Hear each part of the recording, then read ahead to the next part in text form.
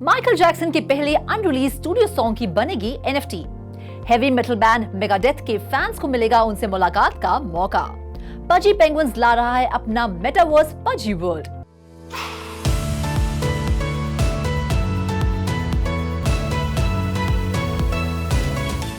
Hello and a very warm welcome to all of you.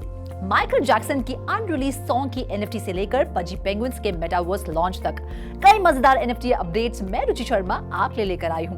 तो हो जाइए NFT verse के इस खास एपिसोड के लिए तैयार। इसमें आपके फेवरेट एनएफटी प्रोजेक्ट्स की डिटेल्स तो होंगी ही, साथ ही हम एक स्पेशल गेस्ट से भी करेंगे मुलाकात। लेकिन सबसे पहले जानते हैं पिछले हफ्ते कैसा रहा एनएफटी मार्केट का हाल। करीब 5 महीनों से लगातार गिर रही एनएफटी ट्रेडिंग वॉल्यूम ने नवंबर में एक बार फिर $1 बिलियन का आंकड़ा पार कर लिया। पिछले हफ्ते एनएफटी लीडर इथेरियम को कड़ी शिकस्त देते हुए बिटकॉइन ऑर्डर्स ने 47.99% के जबरदस्त उछाल के साथ $107 मिलियन एनएफटी सेल्स वॉल्यूम दर्ज की और नंबर 1 का ताज अपने नाम कर लिया। तो वहीं दूसरे पायदान पर रही इथेरियम एनएफटीज जिसने 2.9% की गिरावट के साथ $95 मिलियन एनएफटी सेल्स जुटाई। तो वहीं 51.9% के जबरदस्त उछाल के साथ $66 मिलियन सेल्स जुटाने में कामयाब रही सोलाना, जिसने तीसरे पायदान पर अपना कब्जा जमाया। तो वहीं बेहद कम मार्जिन के साथ चौथे और पांचवें पायदान पर रही पॉलीगॉन और आर्बिट्रम, जिसने $16.3 मिलियन और $16.1 बिलियन सेल्स बटोरी। माइकल जैक्सन के डाई हार्ड फैंस के लिए एक अच्छी खबर है। अब आप माइकल के स्टूडियो में गाए पहले अनरिलीज सॉन्ग की एनएफटी खरीद सकते हैं।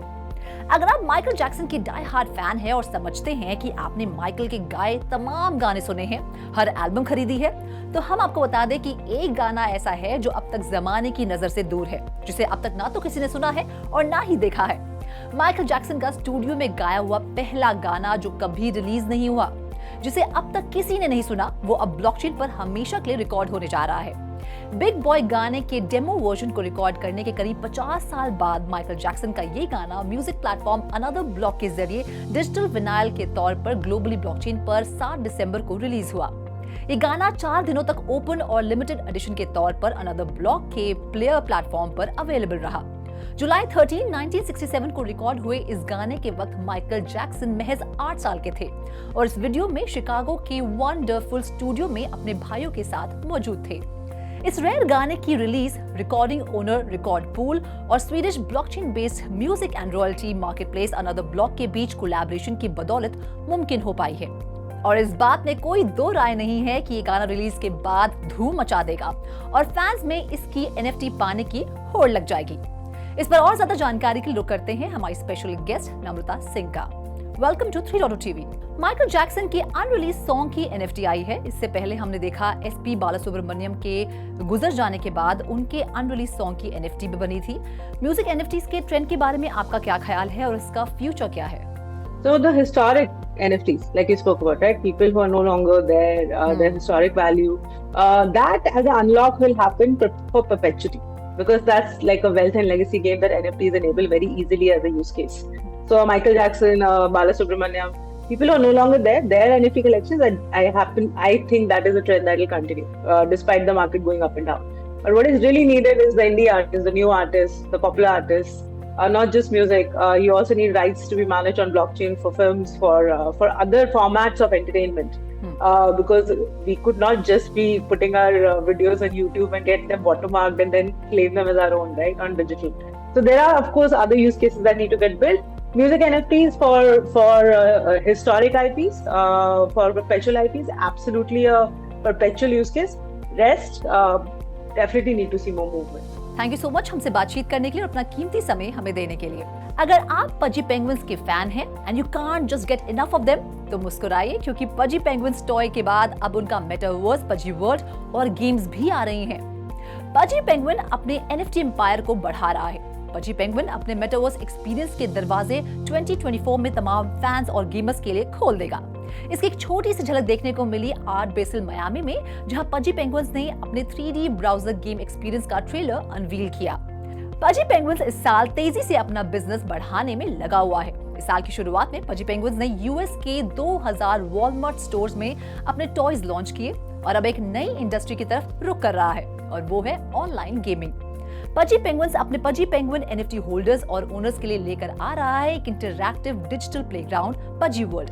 इस प्लेटफॉर्म का अर्ली एक्सेस वर्जन अगले साल अप्रैल में लॉन्च होगा, जो प्लेयर्स को नैरेटिव ड्रिवन और ओपन एंड दोनों तरह के गेम प्ले ऑप्शंस देगा।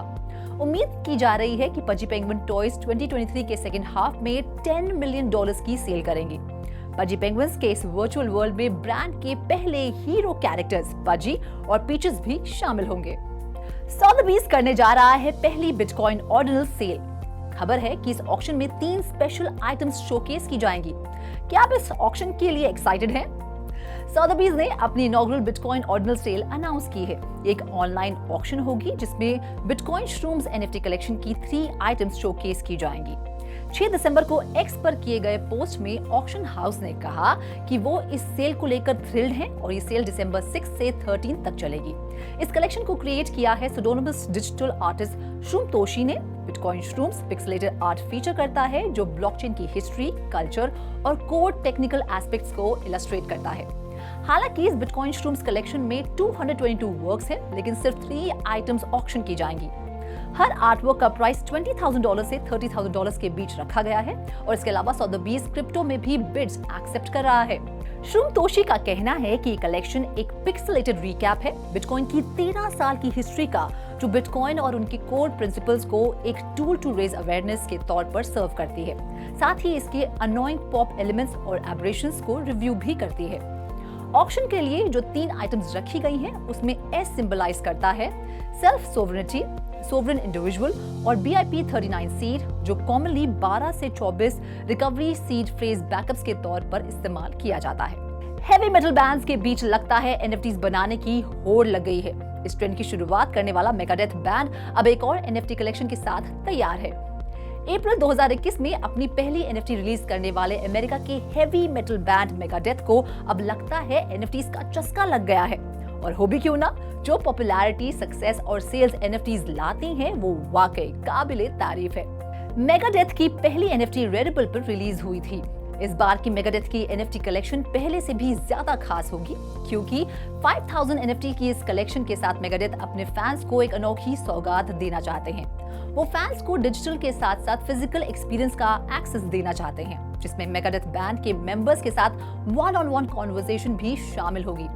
अब इससे अच्छा भला और क्या हो सकता है। मेगाडेथ ने इस कलेक्शन लॉन्च की अनाउंसमेंट एक्स पर की। ये 5000 एनएफटी मेगाडेथ के मैस्कॉट विक रैटलहेड को फीचर करेगी। मेगाडेथ का प्लान इस बार अपनी फैन फॉलोइंग को जबरदस्त तरीके से बढ़ाने का है, तभी तो वो स्टैंडर्ड फैन क्लब पर ध्यान नहीं दे रहे। उनका पूरा फोकस फैन द्वारा ओन्ड कम्युनिटी बनाने पर है। जब से मेगाडेथ ने ये अनाउंसमेंट की है, उन्हें सोशल मीडिया फॉलोइंग से बेहतरीन एंथुसियाज्म से भरा रिस्पांस मिला है। कई फैंस ने ब्रांड को हेवी मेटल और एनएफटीज के फ्यूजन पर गजब का रिस्पांस दिया है।